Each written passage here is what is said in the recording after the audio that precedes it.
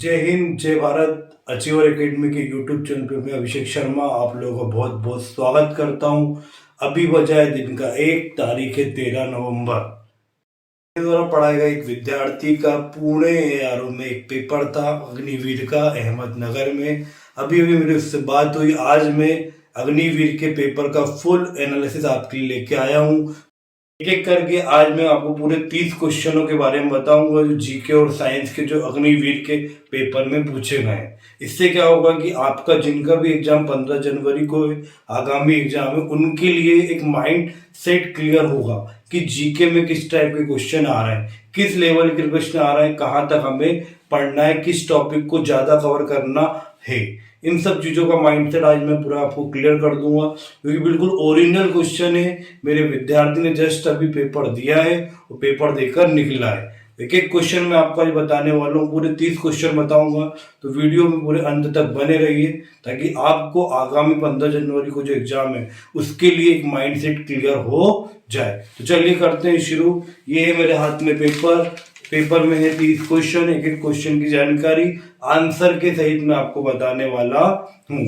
पहला प्रश्न था, इंदिरा गांधी कप किस खेल से संबंधित है या किस खेल में दिया जाता है इंदिरा गांधी कप। तो देखिए ट्रॉफियों से क्वेश्चन आ रहे हैं। 15 जनवरी को जिनका भी एग्जाम है वो खेल से संबंधित सारी ट्रॉफियां अच्छे से पढ़कर जाए। तो पहला प्रश्न रहा ये आपके सामने। क्या प्रश्न है? इंदिरा गांधी कप किस क्षेत्र में दिया जाता है?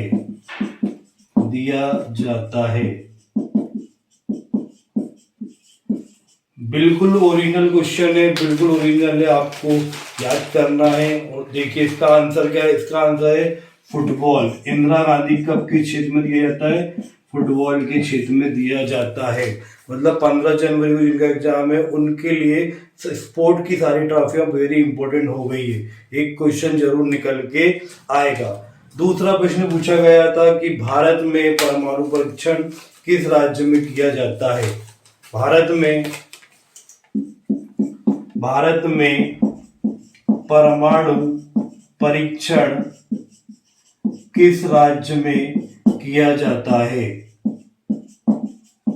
देखिए आपको पता है कि भारत अभी तक 2 परमाणु परीक्षण कर चुका है। कितने परमाणु परीक्षण कर चुका है भारत? 2। जो पहला परमाणु परीक्षण किया था वो किया था 18 मई 1974 को राजस्थान के पोखरण में। कहा किया गया था?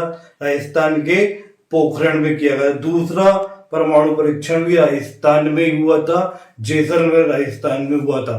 तो दोनों बार राज्य कौन सा था? राजस्थान। तो कहां पे किया जाता है? सही आंसर क्या होगा? राजस्थान में किया जाता है। तो ये क्वेश्चन भी बन सकता है कि भारत ने अभी तक कुल कितने परमाणु परीक्षण किए हैं? कितने किए हैं? 2 परमाणु परीक्षण किए हैं। क्लियर हुआ?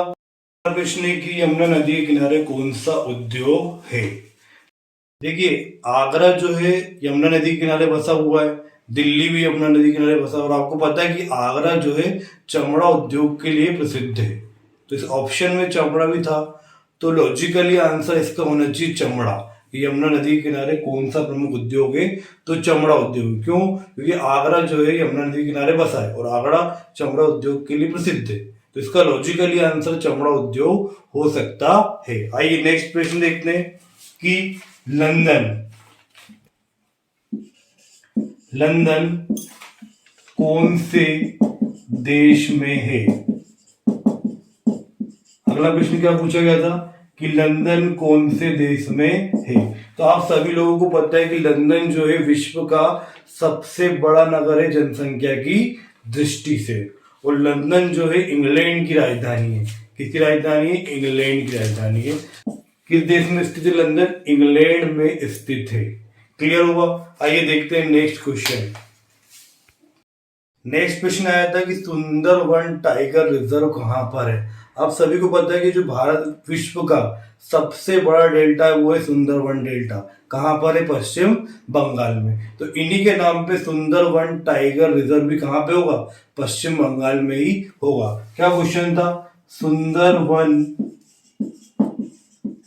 टाइगर रिजर्व कहाँ पर स्थित है, कहाँ पर स्थित है। इसका आंसर आप सभी लोगों को पता है, सुंदरवन कहाँ है, पश्चिम बंगाल में। विश्व का सबसे बड़ा डेल्टा है ना, तो उसी के नाम पे क्या है, सुंदरवन टाइगर रिजर्व। तो इसका आंसर क्या होगा, पश्चिम बंगाल। कहाँ पे होगा टाइगर रिजर्व, पश्चिम बंगाल में। Most important question. अगला क्वेश्चन जो था, मैं अभी 1-2 दिन पहले रिसेंटली वीडियो डाला है साइंस का वही क्वेश्चन उठा के पेपर में पूछ लिया गया है। मेरा लास्ट वीडियो जो साइंस पे है उसी में से ऐसा क्वेश्चन आ चुका है। क्वेश्चन क्या था कि सबसे कठोर धातु क्या है, सबसे कठोर धातु क्या है, प्रश्न ये पूछा गया और इसका आंसर है प्लेटिनम। सबसे कठोर धातु क्या है, प्लेटिनम। वो प्लेटिनम ही सबसे महंगी धातु है।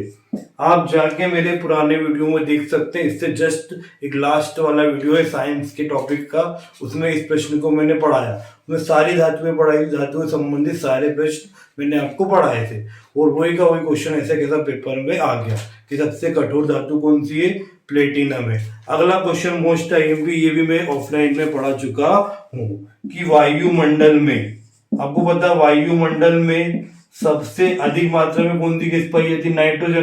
तो क्वेश्चन ऐसा पूछा गया था कि वायुमंडल में नाइट्रोजन का प्रतिशत कितना है, वायुमंडल में नाइट्रोजन का प्रतिशत कितना है, ये प्रश्न पूछा था। तो आपको सभी को पता है इसका आंसर कितना है, 78%। नाइट्रोजन का परसेंट कितना है, 78%। तो वायुमंडल में सबसे अधिक मात्रा में पाई जाने वाली गैस कौन सी है, नाइट्रोजन है। इसका परसेंटेज कितना है, 78%। आइए अगला प्रश्न देखते हैं। अगला प्रश्न करंट अफेयर से पूछा गया है। इसका ये मतलब है कि नेक्स्ट एग्जाम में भी करंट आपको पढ़ के जाना, 1 से 2 प्रश्न। एक प्रश्न करंट से पूछा गया, आइए देखते हैं वो करंट का प्रश्न था क्या। प्रश्न ये था कि वर्तमान में अमेरिका के उपराष्ट्रपति कौन है। करंट का क्वेश्चन है, मतलब आपको नेक्स्ट एग्जाम में करंट भी पढ़ के आने जाना है कि कौन किसके पद पर है। तो आपको पता है इसका आंसर है, अमेरिका में वर्तमान में उपराष्ट्रपति है कमला हैरिस, जो कि एक महिला है। कमला हैरिस क्या है, महिला है। तो अमेरिका में वर्तमान उपराष्ट्रपति कौन है, कमला हैरिस। करंट का क्वेश्चन। अगला क्वेश्चन है, नवीनीकरण स्रोत कौन सा है, नवीनीकरण स्रोत कौन सा है।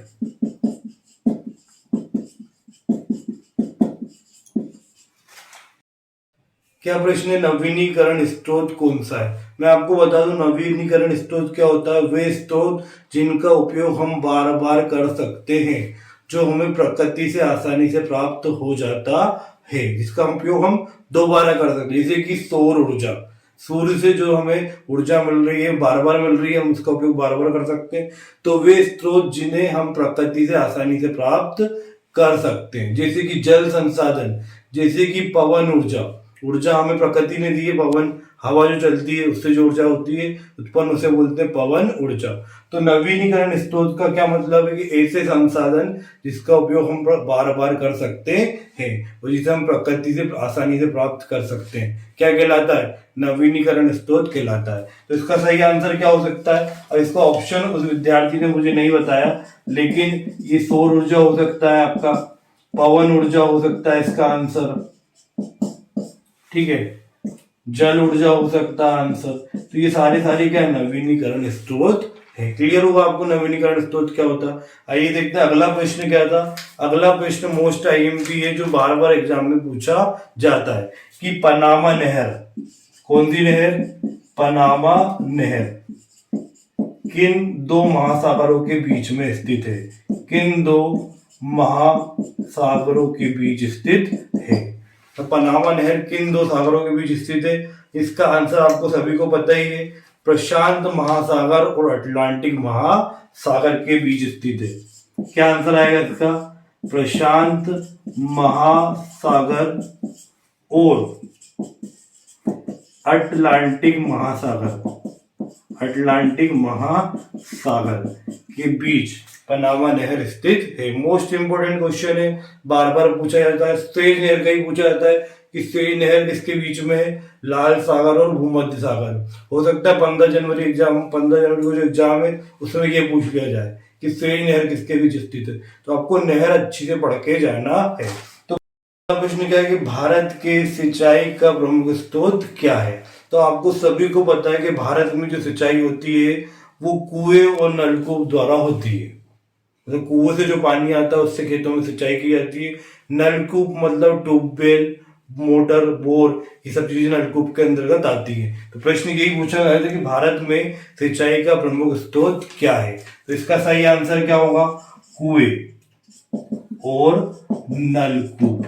क्या आंसर होगा, कुएं और नलकूप। लॉजिकली आंसर था, कोई भी लगा सकता था कि ज्यादातर सिंचाई का उपयोग में क्या करते हैं, कुएं और नलकूप का उपयोग किया जाता है। आइए देखते हैं अगला प्रश्न क्या है। अगला प्रश्न आया था, बाल गंगाधर तिलक ने एक अखबार निकाला था, वो किस भाषा में निकाला था। कौन सा अखबार था और किस भाषा में निकाला था, ये प्रश्न था कि बाल गंगाधर द्वारा। क्या प्रश्न है, बाल गंगाधर तिलक द्वारा प्रकाशित अखबार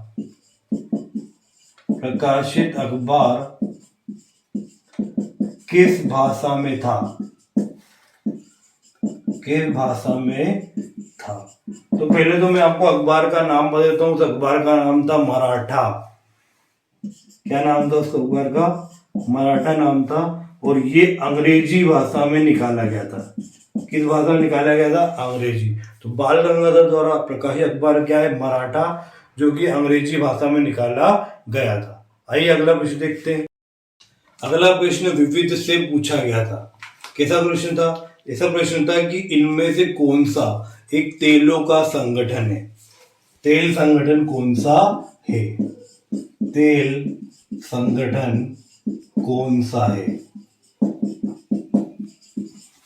तो आपको पता है कि तेलों का जो संगठन है उसका नाम क्या है, ओपेक। क्या नाम है संगठन का, नाम क्या है, ओपेक। और ओपेक की स्थापना कब हुई थी, 1960 में हुई थी। कब हुई थी, 1960 में। और इसका मुख्यालय कहां पर है, वियना, ऑस्ट्रिया में इसका मुख्यालय। कहाँ है मुख्यालय, वियना, ऑस्ट्रिया में इसका मुख्यालय।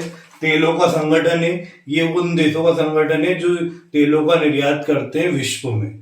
ठीक है, वही डिसाइड करते तेलों के दाम वो कितना निर्यात होना, ये सब वो डिसाइड करता है ओपेक, जिसकी स्थापना 1960 में की गई थी। वो मुख्यालय का है वियना, ऑस्ट्रिया। तो ये एक संगठन से प्रश्न उसने निकाला है जो आपको ल्यूसेंट की विविध में मिल जाएगा। तो एक क्वेश्चन विविध से भी आएगा, इसलिए आपको विविध का जीके भी पढ़ना है। आइए अगला प्रश्न देखते हैं। अगला प्रश्न साइंस का था। पूछा गया था कि इनमें से कौन सा एक कुचालक है। कुचालक का मतलब क्या होता है, ऐसी वस्तुएं जिनमें विद्युत का प्रवाह नहीं होता, जिनमें करंट नहीं बहता। तो 4 ऑप्शन दिए होते, तो उसका सही आंसर क्या था, लकड़ी। आप सभी को लोग पता है कि लकड़ी में करंट नहीं आता है, तो उसका आंसर क्या था, लकड़ी। लकड़ी क्या है, विद्युत की क्या है, कुचालक। कुचालक मतलब ऐसी वस्तुएं जिसमें लाइट नहीं जाएगी, करंट नहीं फ्लो होगा, वो क्या कहलाएंगी, कुचालक कहलाएंगे। तो इसका आंसर क्या था, लकड़ी। नेक्स्ट क्वेश्चन देखते हैं। अगला क्वेश्चन फिजिक्स से पूछा गया था, मात्रक से। मतलब आपको मात्रक भी अच्छे से पढ़ के जाना है। सिंपल सा प्रश्न था कि शक्ति का मात्रक क्या है, शक्ति का मात्रक क्या है। ये प्रश्न मैंने ऑफलाइन में पढ़ाया बच्चों को। शक्ति का मात्रक क्या है, वाट है। क्या है, वाट। मेरे द्वारा पढ़ाया गया पूरा 90% पेपर में पूछा गया है, इसलिए आप मेरे चैनल को सब्सक्राइब कर सकते हैं, मेरे वीडियोस को देख सकते हैं, साइंस के मैथ्स के वीडियो को देख सकते हैं, ताकि ज्यादा चांस हो जाएंगे आपके एग्जाम निकलने के अग्निवीर के।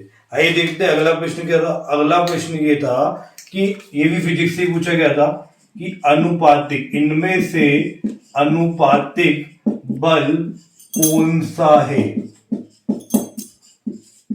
क्या प्रश्न था, इनमें से अनुपातिक बल कौन सा है? तो उसका सही आंसर क्या था? गुरुत्वाकर्षण बल। कौन सा बल? गुरुत्वाकर्षण बल एक कैसा बल है? अनुपातिक बल है। सही आंसर क्या होगा? अनुपातिक बल। अगला क्वेश्चन आईएमपी है कि तारे टिमटिमाते हैं क्यों? तारों का टिमटिमाना, इसका तारों का तारे क्यों टिमटिमाते? प्रकाश के अपवर्तन के कारण। प्रकाश के अपवर्तन के कारण तारे टिमटिमाते हैं। क्लियर हुआ? आइए देखते हैं नेक्स्ट प्रश्न। प्रश्न पुरस्कार से था, तो आपको अगली बार पुरस्कार अच्छे से पढ़ के जाना है। क्या प्रश्न था? भारत रत्न किस खिलाड़ी को मिला है? तो भारत रत्न एकमात्र खिलाड़ी सचिन तेंदुलकर, और ये सबसे युवा व्यक्ति है जिन्हें भारत रत्न मिला है। क्वेश्चन ऐसे ही बन सकता है, सबसे कम उम्र में भारत रत्न प्राप्त करने वाले व्यक्ति कौन है? सचिन तेंदुलकर, और एकमात्र खिलाड़ी जिसे भारत रत्न दिया है। क्या आंसर है इसका? सचिन तेंदुलकर। यही प्रश्न पूछा गया था कि किस खिलाड़ी को भारत रत्न प्रदान किया गया था, और ये क्वेश्चन भी मैंने अपने ऑफलाइन क्लास में पढ़ाया था। आइए नेक्स्ट क्वेश्चन पे जाते हैं। नेक्स्ट क्वेश्चन ये है कि सबसे ज्यादा साक्षरता वाला जिला कौन सा है? सबसे ज्यादा साक्षरता मतलब सबसे ज्यादा शिक्षित राज्य पूछा था। सबसे ज्यादा साक्षरता वाला जिला कौन सा है? तो आप सभी को पता है इसका आंसर क्या है? इसका आंसर, इसका आंसर है केरल। केरल 94%। केरल की लिटरेसी कितनी है? 94% जनता वहां की क्या है? साक्षर है, जो भारत का सबसे शिक्षित राज्य है। और सबसे कम साक्षर जिला कौन सा है? बिहार। तो एक जनगणना उससे प्रश्न पूछा गया है ये, है ना? तो ये वो वाला टॉपिक आपको पढ़ के जाना है। आइए नेक्स्ट प्रश्न देखते हैं। अगला प्रश्न ज्योग्राफी से पूछा गया। क्या प्रश्न था? देखिए प्रश्न था कि भारत का सबसे बड़ा तट रेखा वाला राज्य कौन सा है? तो इसका आंसर क्या है? सबसे ज्यादा तट रेखा किसकी है? गुजरात की। किसकी है? गुजरात की। अच्छा, सेकंड नंबर पे कौन है तट रेखा में? आंध्र प्रदेश। वो सबसे कम तट रेखा वाला राज्य आपको पता है क्या है? गोवा। गोवा क्षेत्रफल की दृष्टि से छोटा राज्य, ठीक है, और उसकी तट रेखा सबसे कम है। तो इसका सही आंसर क्या है? गुजरात जो है भारत का सबसे बड़ा तट रेखा वाला राज्य है। आइए नेक्स्ट प्रश्न देखते हैं कि भारत का मैनचेस्टर किसे कहते हैं। क्या प्रश्न था? भारत का मैनचेस्टर किसे कहते हैं? तो इसका सही आंसर क्या होगा? इसका सही आंसर होगा अहमदाबाद। अहमदाबाद को भारत का मैनचेस्टर कहा जाता है। क्यों कहा जाता है? कि पूरे भारत में सबसे ज्यादा सूती वस्त्र का उत्पादन कहाँ होता है? अहमदाबाद में होता है। इसलिए भारत का मैनचेस्टर कौन है? अहमदाबाद है, सूती वस्त्र के उत्पादन के कारण। क्या क्वेश्चन था संविधान से कि अपर हाउस किसे कहते हैं? अपर हाउस किसे कहते हैं? अपर हाउस को क्या बोलेंगे हिंदी में? उच्च सदन। ठीक है, तो हमारे पार्लियामेंट जो संसद है वो तीन चीजों से मिलकर बनी है। संसद के तीन अंग, एक राष्ट्रपति, एक लोकसभा और एक राज्यसभा। तो जो राज्यसभा है उसे अपर हाउस या स्थायी सदन के नाम से भी जाना जाता है, क्योंकि राज्यसभा क्या है? एक स्थायी सदन है, और लोकसभा क्या है? एक अस्थायी सदन है। तो इसका आंसर क्या होगा? अपर हाउस या उच्च सदन या स्थायी सदन। स्थायी सदन, परमानेंट सदन किसे बोलेंगे? राज्यसभा को बोलेंगे। तो संविधान का प्रश्न था, ठीक है। और निम्न सदन और लोअर हाउस किसको बोलेंगे? Lower house. लोअर हाउस बोलेंगे आपका लोकसभा को। तो ये क्या है? एक अस्थायी सदन है जो कभी भी विघटित हो सकती है, लेकिन राज्यसभा का विघटन नहीं किया जा सकता, वो एक परमानेंट सदन है। तो राज्यसभा को अपर हाउस या उच्च सदन के नाम से भी जाना जाता है। तो इस संसद से प्रश्न आया था, इस संविधान का प्रश्न था। किसका था? संविधान का। तो एक प्रश्न आपको संविधान का ही पढ़ना पड़ेगा। एक प्रश्न ये था अंतरिक्ष प्रौद्योगिकी से। क्या प्रश्न था? अगला प्रश्न देखिए। अगला प्रश्न ये था कि इनमें से कौन सा, क्या प्रश्न है देखिए, इनमें से कौन सा एक प्रक्षेपण केंद्र है? ठीक है, तो आपको पता है कि भारत के जितने भी उपग्रह अधिकतर श्रीहरिकोटा आंध्र प्रदेश से छोड़े जाते हैं। अच्छा देखिए, श्रीहरिकोटा का कौन नाम है? सतीश धवन प्रक्षेपण केंद्र। कंफ्यूज मत होना, दोनों एक ही नाम है, एक ही प्रक्षेपण केंद्र है, सतीश धवन और श्रीहरिकोटा। तो ये चार ऑप्शन दिए थे कि इनमें से कौन सा एक प्रक्षेपण केंद्र है, तो उसका आंसर क्या होगा? श्रीहरिकोटा। श्रीहरिकोटा आंध्र प्रदेश। कहां पड़ेगा ये? आंध्र प्रदेश में। और श्रीहरिकोटा एक और नाम क्या है? सतीश धवन प्रक्षेपण केंद्र। सतीश धवन प्रक्षेपण केंद्र, ये दोनों एक ही प्रक्षेपण केंद्र है, सतीश धवन और श्रीहरिकोटा। ये कहां पड़ेंगे? आंध्र प्रदेश में। और अधिकतर उपग्रह भारत में यहीं से ही छोड़े जाते हैं। तो ये क्वेश्चन कहां से आया था? अंतरिक्ष से आया था। कहां से आया था? अंतरिक्ष वाले उससे आया था। ठीक है, एक क्वेश्चन क्लर्क वाला ही पता चला मुझे, एक क्वेश्चन कि परमाणु की तीसरी कक्षा में अधिकतम कितने इलेक्ट्रॉन होते हैं? उसका सही आंसर क्या? 18। तीसरी कक्षा में कितने इलेक्ट्रॉन हो सकते हैं? अधिकतम 18 इलेक्ट्रॉन हो सकते हैं। ये प्रश्न का था? क्लर्क से पूछा गया था, क्लर्क वालों के लिए था। क्लर्क वालों के लिए मैं बता दूं, एक प्रश्न ये था, और एक प्रश्न तारे क्यों चमकते हैं, है ना, प्रकाश के अपवर्तन के कारण। ये दोनों प्रश्न काय के हैं? क्लर्क के। तो देखिए, पेपर का लेवल मॉडरेट था, इजी टू मॉडरेट, और जो जनरली एवरग्रीन क्वेश्चन, मतलब जो हमेशा पूछे जाते हैं, ये वही टॉपिक थे जो हमेशा पहले भी पूछे गए और आगे भी पूछे जाएंगे। ये था पूरा एनालिसिस। इससे क्या होगा? आपको एक माइंड क्लियर हो जाएगा कि आपको किस टॉपिक से पढ़ना है और कितना पढ़ना है। ऐसे ही वीडियो में आपके लिए लाता रहूंगा, आपको तुरंत एनालिसिस लाता रहूंगा, बिल्कुल पेपर होगा और एनालिसिस आपके सामने मिलेगा, जो कि आपको अगले एग्जाम के लिए हेल्प करेगा। इसके लिए मेरे चैनल को सब्सक्राइब कीजिए। जय हिंद।